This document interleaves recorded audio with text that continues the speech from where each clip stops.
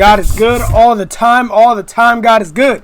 We got my response to Coffeezilla scam allegations. Now, if you live under a rock and you didn't hear about this story, basically Logan Paul had started some sort of crypto called Crypto Zoom.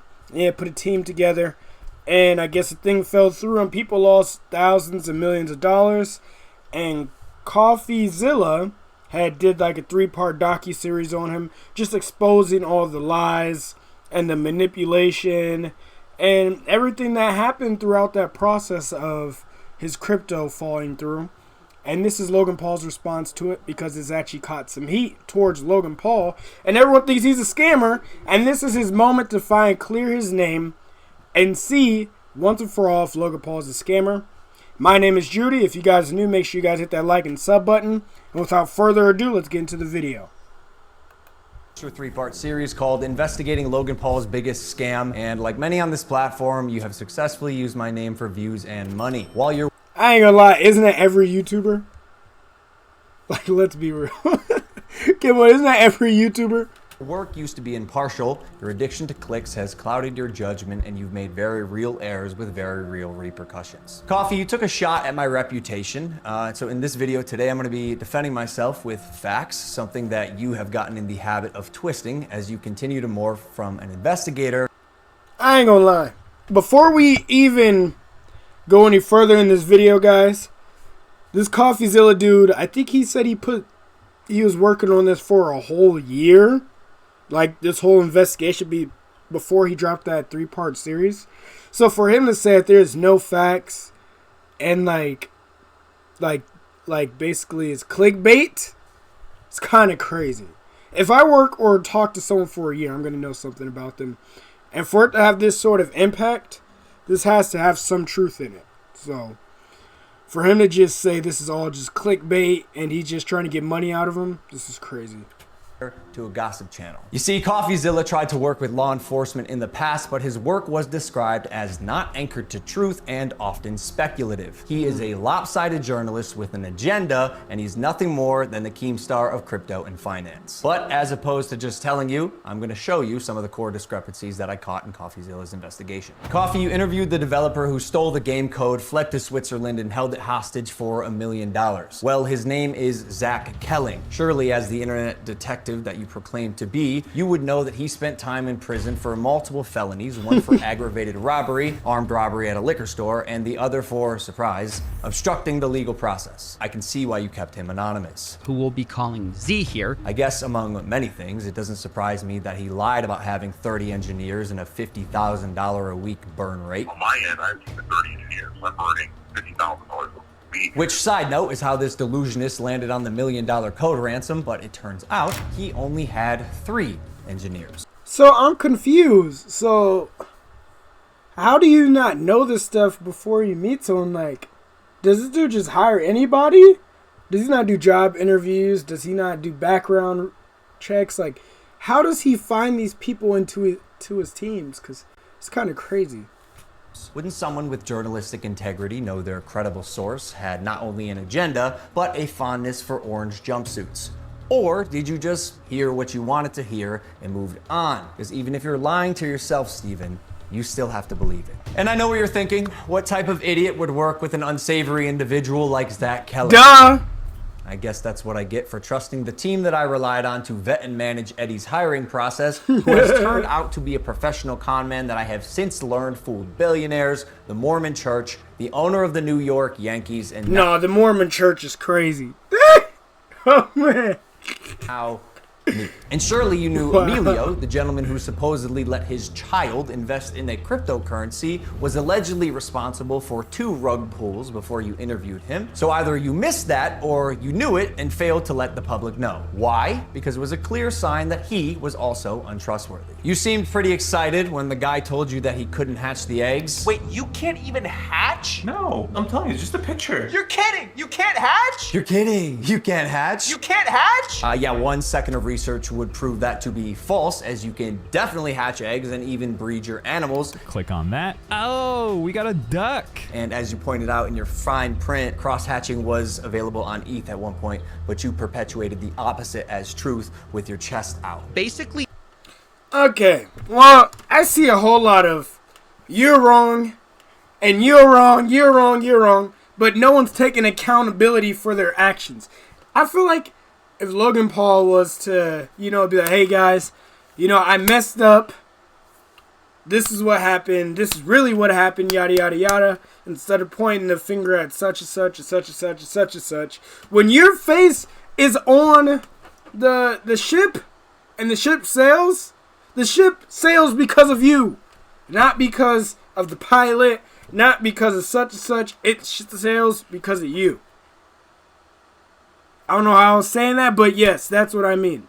Nothing worked. And by the way, guy, almost all NFTs are just pictures. No, it's just a picture. And surely a real internet detective would not break criminal and civil laws in trying to get information, right? So why have you allowed the illegal recording of Jeff's phone call without his permission? And then more like an internet criminal, post it online. And it was interesting. It was like, Oh, whoa, what is that? And then more like Whoa, invasion of privacy.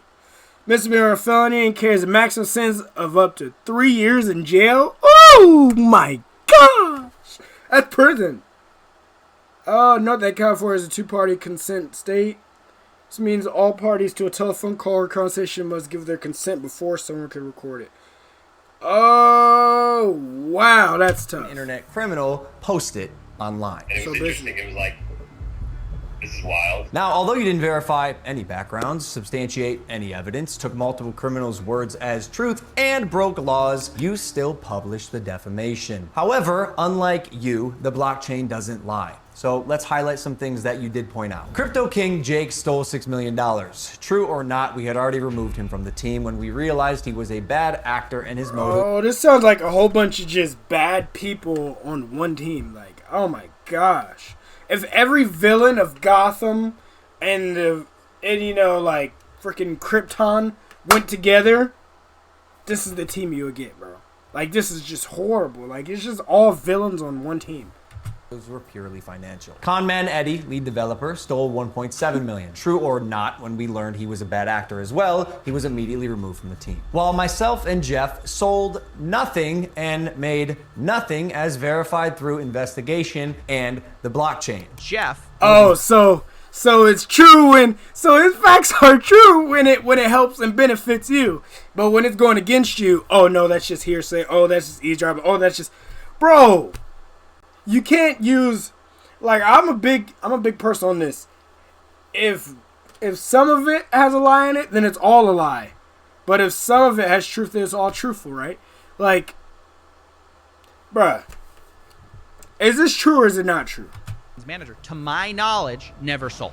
Neither did Logan Paul. I repeat, Jeff and I made no money and will never make any money on Crypto Zoo. In fact, we only lost money trying to pick up the pieces. As has been the case with dozens of crypto and NFT projects, the space is unfortunately ripe for bad actors to infiltrate projects that start with even the best intentions. Jake the Snake is no longer affiliated with Crypto Zoo, and we hope the money he reappropriated was worth ruining his reputation. Conman Eddie is being investigated by a higher authority that I cannot speak on. As you can imagine, I was not cleared from legal to discuss much of this, including the legal process being undertaken and the criminal investigations going on during the fallout, but I do appreciate you calling out that rats under my nose stole the game code, millions of dollars, and left Jeff and I abandoned with no team and knives in our back. But even after 12 months of work, you've still managed to overlook one crucial piece of information. See, even though I've said it's coming so many times, you've so many times assumed that Crypto Zoo isn't being made. Who are you to decide when the development timeline ends? I got everything stolen from me and our community. Stop promoting. Dude, come on, bro. Don't do that, man. You literally dropped a whole Polaroid. Like, what was it? Like 6 months ago or something like that? Come on, bro. You had to start a whole different project. Like, this is insane. Publicly, as soon as I knew the extent of the internal issues, No, I'm took all good. of the heat on Yeah, I'm good. social, and you still published a defamatory hit piece fully knowing I was innocent just so you could enrich yourself in your $10 million studio. Sharp, but deeply unethical, dangerously misleading, and illegal. I suggest you use the money you got from pumping your Patreon to hire a good lawyer. Ooh! I suggest You use that money you made from Patreon to hire a good lawyer. Shots fired.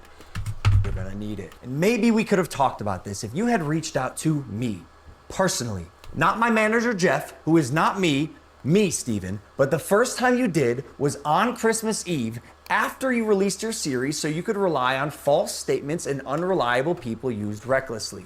The subject line was third request for comment. Yeah, not quite. This will be my third time reaching out to you and your team. The first 2 times were through your manager, Jeff.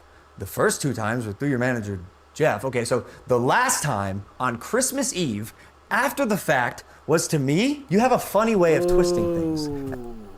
So I see what's going on here. Chat, let me have you see what's going on here. I see something. And I also noticed you left out that part on Twitter. Why hide that? Trust me, CryptoZoo is coming. I will make damn sure of it. And honestly, it sucks that after years of personal reform, going through trials and tribulations and busting my ass to evolve into a person that I can say I'm actually proud of, you led the charge to drive and monetize a narrative telling millions of people that I'm a fraud or I tried to scam my audience. Oh, man, I hate being that guy, but I'm not gonna lie. It seems like that's what you did. Am I wrong? Who has eggs? Anybody still invested in CryptoZoo? No. Oh, okay. Anybody get any money from CryptoZoo? No? Okay. Hey, is that still available to pay for, though? Yeah? Oh. Yeah, bro, this is a scam, bro. I mean, I take a spade. I mean, come on, bro. That is patently false. This video is mainly for my fans and anyone who's on the fence that I hope I can help understand a situation that is tremendously complex but has been oversimplified for both views and clicks. And lastly, Coffeezilla. I now know your motives with this. Clout and money, good for you, but also you're slimy as so I'm not gonna come on any of your podcasts. If you wanna come on Impulsive and talk about this, that's fine. You've been Bro, what? I'm not gonna come to your Bro, I'm not gonna go to your platform, but you can come to mine. What? That's like saying, I'm not coming over to your house. Would you come to my house and chill? Come on, bro. denied my invitation multiple times. You're still invited. It can be a one-on-one. If not, we're gonna handle this ourselves while we continue to build CryptoZoo, and I'll see you in court. Bro, first off, chat, I'm not one to hate. Go get money. I need money. Shoot. We'll finish this whole ad. If there is an ad. You know what I'm saying? I need some money. I ain't got nothing. You dig what I'm saying? I just had to borrow $10. You dig what I'm saying? But, bro, if you're invested in CryptoZoo, don't do that. Invest in this channel because at least you'll see where that money's going. You invest in that CryptoZoo, I promise you, you will not get your money back, bro. I feel it. I can just feel it in my heart. And now, he's going to do right by you guys now. But it's too late, man. It's too late. I wouldn't invest in that stuff. It's too faulty in all seriousness. In all seriousness, I wouldn't invest in that just because I feel like, bro, you've had so many repeated offenses of people calling you a scammer, unreliable, a liar, a snake. Just so many things wrapped around your name that I don't even think it's worth it to even take that chance in forgiving you and trying to invest in you. Because it's like, bro, you done this once already. And now that the stock for CryptoZoo is probably higher than ever, you know, but the demand isn't there. I wouldn't. Chat, I'm trying to help you guys. I know I got a lot of you youngins in there. Don't make that mistake like these. Unless you want to be in the next documentary, do it. Go ahead. Unless you want to be in the next documentary, go ahead and do it. Because I'm not going to stop you. I don't care. I don't care. Yep. Unless you want to be in the next documentary, do it. In 2023, I'm not going to save you no more. I don't care.